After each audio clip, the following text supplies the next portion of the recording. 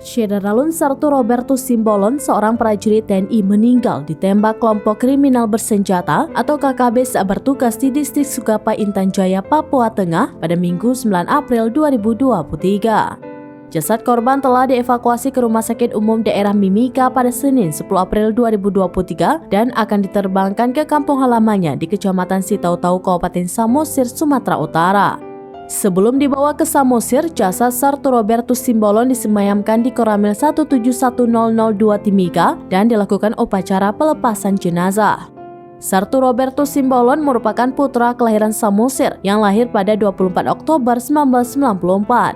Ia bertugas di Satgas Rider 303 Tengkorak. Komandan Korim 173 PVB Brigjen Sri Widodo menjelaskan Sarto Robertus Simbolon tertembak anggota KKB saat melakukan pengamanan di Kampung Titigi, distrik Sugapa. Sarto Robertus Simbolon telah memiliki seorang istri bernama Merlita Silalahi yang dinikahinya pada November 2021. Wanita yang bekerja sebagai tenaga kesehatan tersebut terlihat menangis melepas kepergian Sarto Robertus Simbolon yang akan bertugas. Hal tersebut merupakan momen terakhir ia bertemu dengan sang suami sebelum melepas kepergian suami yang akan bertugas.